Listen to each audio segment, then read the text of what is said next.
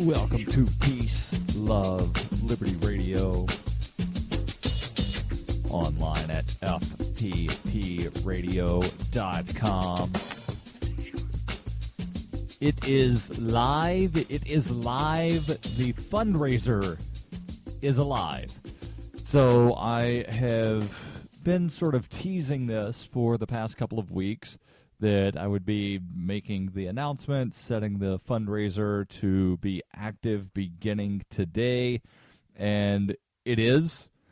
I have a video up on YouTube, and I'm just going to, instead of me like relaying all of the info myself again, I'm going to play the video that is the fundraiser video.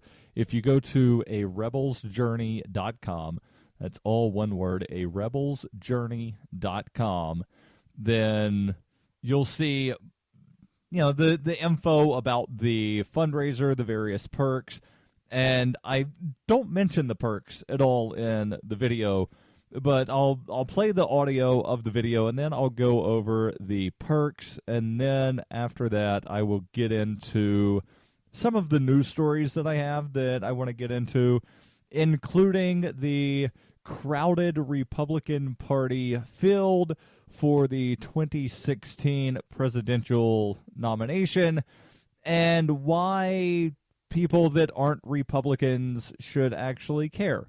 And this is sort of like one of my pet peeves, is the whole ballot access thing, and I'll get into it, but I just first want to play the campaign video for you, or at least the audio of the campaign video, and then I'll get into some of the perks that you can get for the fundraiser.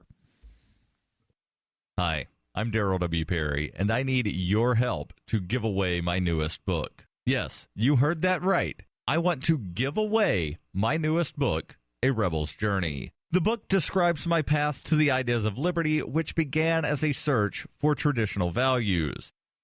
Why are you giving away a book? There are many reasons people write books. Some people write books because they enjoy doing it, others write books because they want to make money, and others write books because they want to spread an idea. I've been writing and publishing long enough to know that it's difficult to make money as a writer, but I still enjoy doing it, and I want to spread the ideas of liberty and hopefully spread knowledge along the way. If you're giving away the book, why should I donate? I will only give away the book if I reach my fundraising goal of $2,500. But wait, there's more! If you donate, not only can you get the ebook and the audiobook for free, but you can get bonus audio content, including interviews with Jeffrey Tucker, Lynn Ulbricht, Ben Stone, Gardner Goldsmith, and Stephen Kinsella. Or you can get a signed copy of the paperback book and more. Your donation will serve to replace the profits I would have earned through a more traditional publication of the book. The funds raised will allow me to get the book into the hands of more people and to promote the book to a wider audience. Risks and challenges. There is absolutely no risk to you. If at least 50% of the goal is reached, the ebook will be released free of charge, and both the audiobook and physical book will be available at the lowest possible prices that my distributors allow. If 100% of the goal is reached, the ebook and audiobook will be released free of charge. Certain donors will get special bonus audio content, and the physical book will be available at the lowest possible price that my distributor allows. If 250% of the goal is reached, then every donor will receive the ebook and the audiobook, including the bonus audio, before it's publicly available, and the first 100 donors in the U.S. and Canada who provide me a mailing address, who contribute at least $15 or more, will receive a physical copy of the book.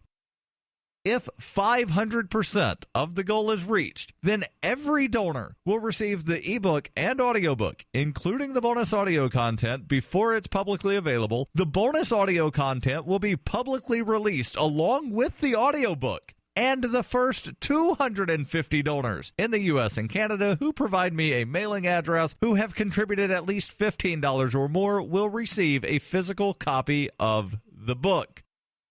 If you can't contribute, that doesn't mean you can't help. You can help me get the word out and make some noise about the campaign. The more money that is raised, the more perks you receive, and the more content I release free of charge. And don't forget, use the Indiegogo share tools. Share this on social media, Facebook, Twitter, Liberty.me, because remember, the more money that's raised, the more you get free of charge. To find out more about the book or to donate, visit arebelsjourney.com.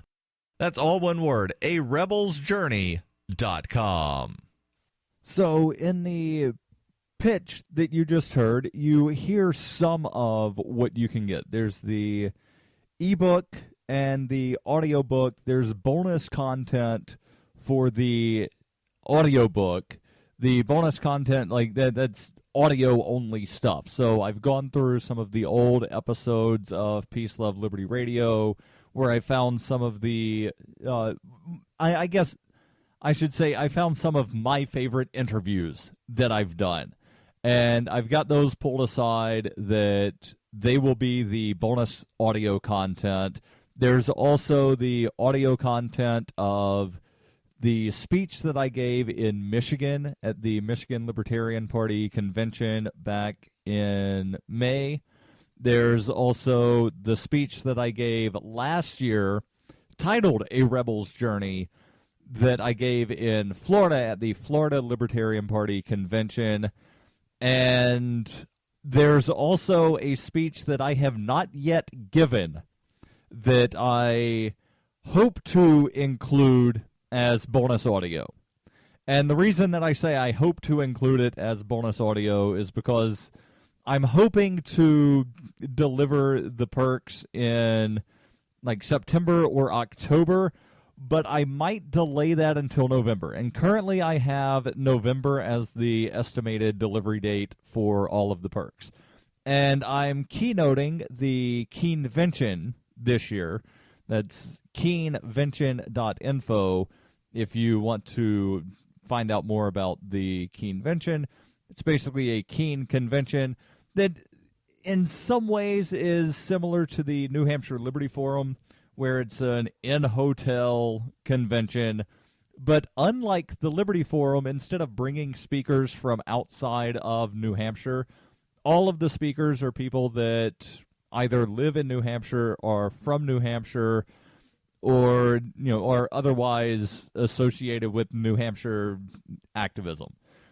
Now, the reason that I say that is because there have been speakers that were not necessarily living in New Hampshire at the time that they spoke, but they had either moved to or were living in, or, they were connected to New Hampshire. So it's more a New Hampshire-focused convention, and it highlights a lot of stuff that's going on that's related in some way to the Free State Project. Other stuff is not necessarily related to the FSP, but it's going to be the third year of Keenvention. I'm the first announced speaker. I'm also the keynote, and I'll mention these perks when we come back before I get into ranting and raving about the Republican hypocrisy of their large primary field, but yet they don't want you to have more than two choices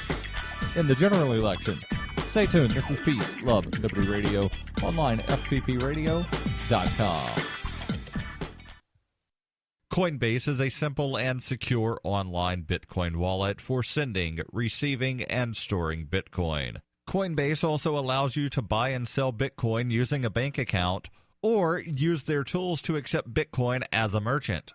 Opening a wallet is quick and easy, and for merchants, there are no transaction fees on the first $1 million worth of transactions. All of your funds on Coinbase are safe, with approximately 90% of customer funds being stored offline, and all wallets are stored using AES 256 encryption. To date, Coinbase has more than 1 million consumer wallets and is trusted by over 25,000 merchants, including Overstock.com, Khan Academy, Reddit, and of course, FPP.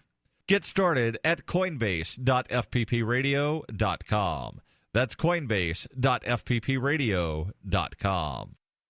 You can support FPP Radio by joining the Fans program. Fans are friends, allies, and Numery supporters. Fans help FPP afford to produce more original content. You can join the Fans program for as little as $3 per month or any amount of Bitcoin per month, thanks to the recurring payment options provided by Coinbase. To learn more or to join the Fans program, visit fans.fppradio.com. That's FANS.fppradio.com.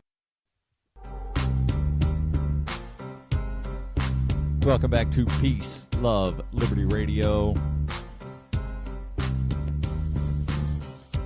Online at fppradio.com.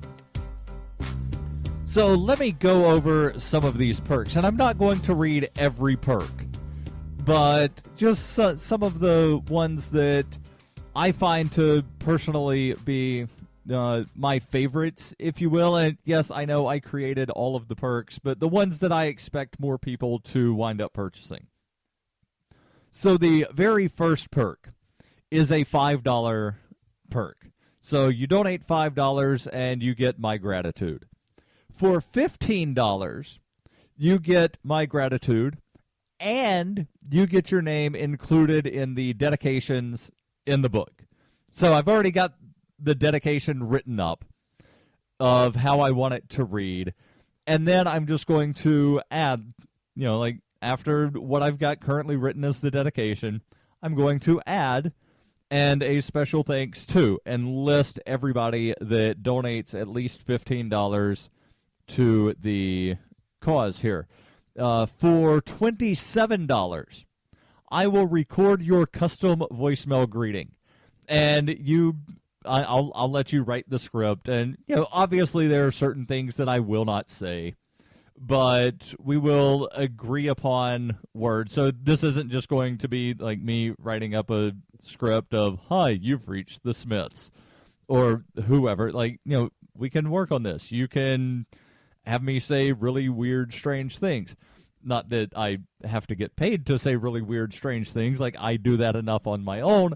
But as far as the voicemail greeting, you can create the voicemail greeting that you want me to record. And again, there are certain things that I would not be willing to say in a voicemail greeting, but we can work that out. If you only want a copy of the book, then you can donate $30 and you will get a copy of the book. If you want I've got this titled Advance, to where you get my gratitude, you get your name in the dedication, you get a copy of the ebook, and you get a copy of the audiobook, both of those before they're publicly available. That is $50. If you want the audiobook plus the bonus content, that is $75.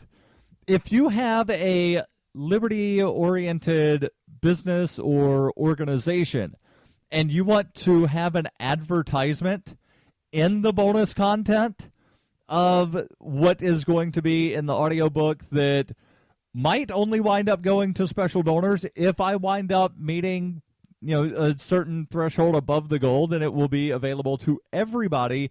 Then you can get your ad in the bonus content for $100. There's also the total package, to where you get the ebook, the audiobook, the bonus content, your name in the dedication, plus you get a signed paperback. There's the total package with a t-shirt, and I'm going to make t-shirts for anybody that winds up buying this perk. That's $250. There's the total package plus, to where you get the t-shirt plus 10 signed copies of the book. And then I've got a really special perk that I don't really anticipate anybody buying, but I have this in there anyway. Go to a rebelsjourney.com to see all of the perks. To donate, you can donate through the Indiegogo fundraiser. There's also a Bitcoin QR code on the right side of the website there at a rebelsjourney.com. You can donate Bitcoin. All Bitcoin donations count towards the total. So, if you wind up donating some Bitcoin and you want one of the perks, send an email. And I need to include that instruction on the website of if you donate Bitcoin, send email to, and then that's how you would wind up being able to claim the perk if you donate Bitcoin, because Indiegogo does not allow Bitcoin donations. So basically any Bitcoin donation would be considered like an offline donation that I would have to add in manually. But that's fine. Like I would be happy to receive Bitcoin Cash if you see me at PorkFest. And yes, I will have a QR code at PorkFest to where people can donate if they want to. So moving from the fundraiser, the announcement about the book, and I'm really excited because all of the modifications are done to the book. I'm going to get started probably later this week on recording the audio book, and I should be done with that fairly quickly. But I'm waiting until the end of the fundraiser before I release anything. Because what I'm wanting to do is, give as much away as possible. And depending on how much money is raised, depends on how much of the book I actually wind up giving away. And again, giving away, it's detailed there at the fundraiser. Just go to arebelsjourney.com. Click the link, go over to the Indiegogo where it's all laid out. So what has me annoyed with the Republican Party? Well, aside from the fact that, it exists as a political party and has been doing tyrannical things pretty much since its inception, there's an article that came out a couple of days ago from the New York Times. And I've not been able to find the article, but Ballot Access News references the article in a blog post on Ballot Access News, where they say, according to an article in the June 5th New York Times, there are likely to be 15 candidates for the Republican presidential nomination who have the requisite qualifications to be acknowledged by the media and the Republican National Committee to be bona fide candidates. And then they list the 15. Jeb Bush, Ben Carson, Chris Christie, Ted Cruz, Carly Fiorina, Lindsey Graham, Mike Huckabee, Bobby Jindal, John Kasich, George Pataki, Rand Paul, Rick Perry, Marco Rubio, Rick Santorum, Scott Walker. Approximately half of the 2016 presidential primaries will be in March. States with March presidential primaries will print their ballots before any primary or caucus has actually taken place. So even though it is likely that some of these candidates will drop out after the Iowa caucuses and the New Hampshire and South Carolina primaries, the states with March presidential primaries will have already had their ballots printed. The following 10 states with March presidential primaries put all candidates on the ballot who are discussed in the major news media, or else they include all candidates recognized by state party leaders. So the following 10 states will likely have 15 candidates on their Republican presidential primary. Arizona, Florida, Georgia, Idaho, Massachusetts, Michigan, Mississippi, Ohio, Tennessee, and Texas. Now, why is this important? Because the Republican Party, in conjunction with the Democratic Party, have taken other parties, primarily the Libertarians and Greens, to court over the last several presidential election cycles, trying to remove their candidates from the ballot. There's a lawsuit going on right now in federal court in New Hampshire. The hearing, there's the oral arguments. The hearing on that is June 18th, and the Republicans are seeking to intervene to basically keep a really bad law on the books that would make it impossible for any party other than Republicans or Democrats to run candidates in New Hampshire. So you see the hypocrisy. They want you to be able to vote for them. They want a large primary for them, but they don't want choice for you in the general. Why do they hate us? Is libertarianism compatible with Islam? Davi Barker answers these questions and more in Voluntary Islam and Other Essays. He advances the voluntarist cause with analysis of the confluence of values between Islam and libertarianism, as well as contemporary movements from the Tea Party to the Arab Spring. Voluntary Islam by Davi Barker is available from Amazon.com and all major bookstores. Bitcoin Not Bombs is a launching pad for nonprofits and social entrepreneurs into the financial freedom of the Bitcoin economy. Bitcoin Not Bombs offers premium publicity campaigns designed to facilitate an organization's adoption of Bitcoin as a payment system. Bitcoin Not Bombs is fully committed to being the hub of the nonprofit sector of the Bitcoin economy, maximizing the potential cross-promotion of all our clients and commercial partners. To learn more, visit bitcoinnotbombs.com.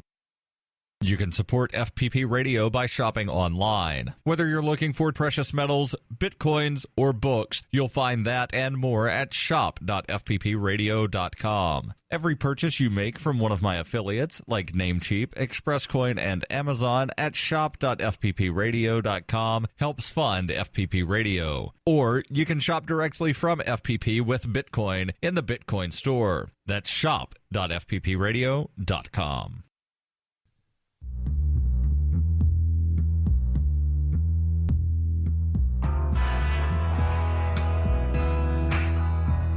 Welcome back to Peace, Love, Liberty Radio. Online at fppradio.com.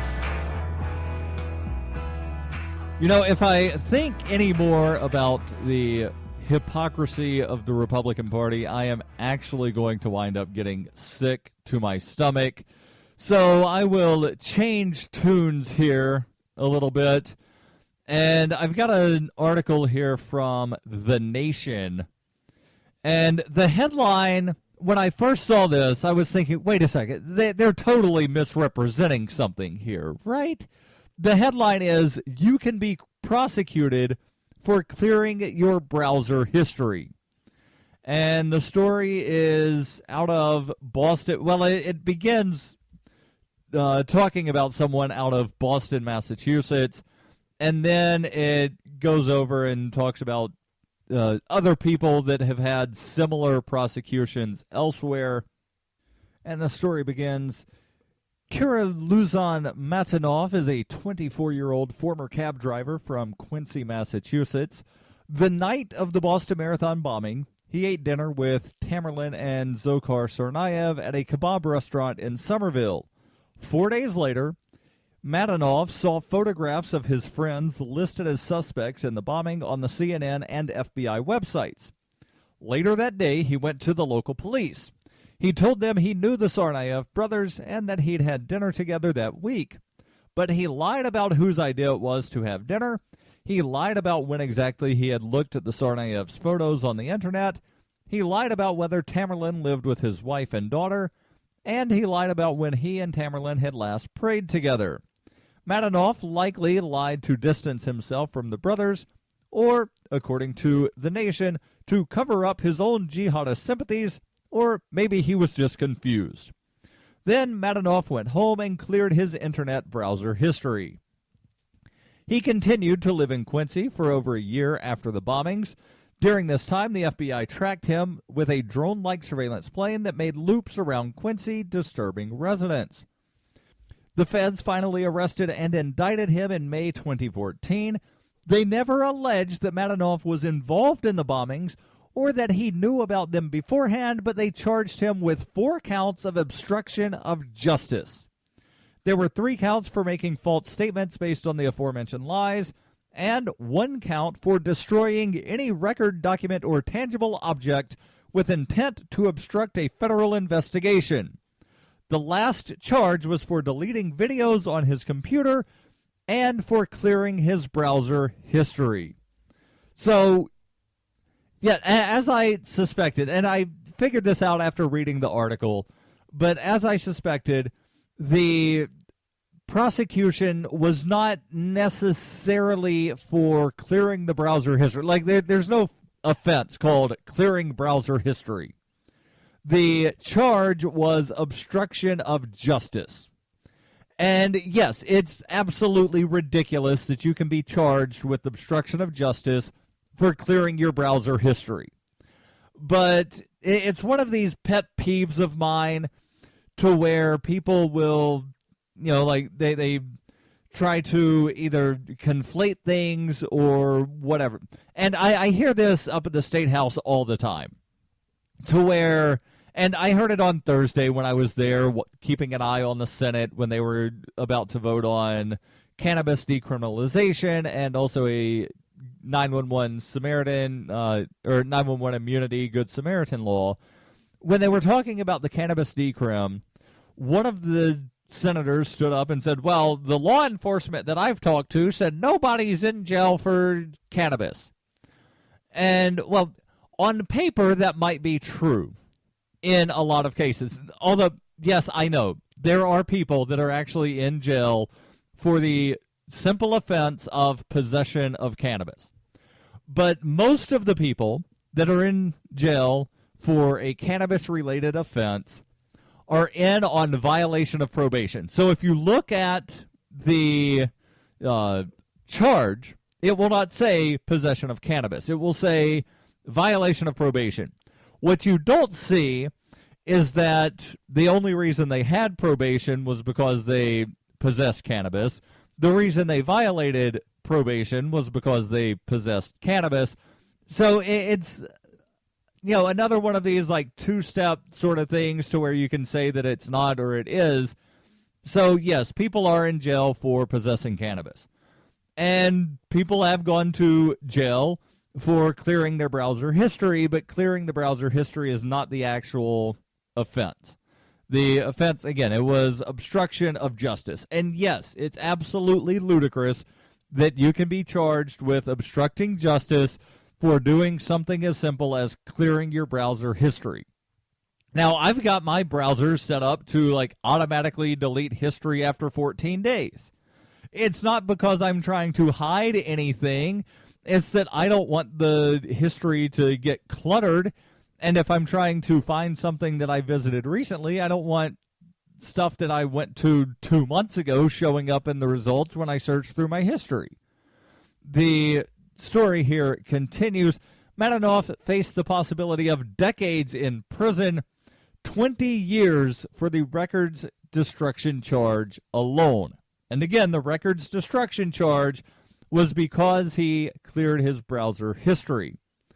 The article continues. It says federal prosecutors charged Madanoff for destroying records under the Sarbanes-Oxley Act, a law enacted by Congress in the wake of the Enron scandal. The law was, in part, intended to prohibit corporations under federal investigation from shredding incriminating documents. But since Sarbanes-Oxley was passed in 2002, federal prosecutors have applied the law to a wider range of activities. A police officer in Colorado who falsified a report to cover up a brutality case was convicted under the act, as was a woman in Illinois who destroyed her boyfriend's child porn. Prosecutors are able to apply the law broadly because they don't have to show that the person deleting the evidence knew that they were being investigated anyway. Let me read that again to let it sink in. Prosecutors are able to apply the law broadly because there's no requirement that they show that the person who deleted evidence knew that they were being investigated. So I have my browser set up to automatically delete history after 14 days. I have no clue whether I'm under federal investigation for anything or not. But based on this, if I ever did get charged with something, they could come in and, he destroyed evidence. Doesn't matter that, he didn't know he was being investigated. His browser just deleted stuff, so therefore he set the settings up. He's guilty. The article here continues. It says, in other words, a person could theoretically be charged under Sarbanes-Oxley for deleting their drug dealer's number from their phone, even if they were unaware that the feds were getting a search warrant to find marijuana. The application of the law to digital data has been particularly far-reaching because the type of information is so easy to delete. Deleting digital data can inadvertently occur in normal computer use, and often does, as with my browser history that gets cleared after 14 days. Hey, this is Peace, Love, Liberty Radio. Don't forget, every Wednesday's the Ask Me Anything. Send those questions to ama@fppradio.com.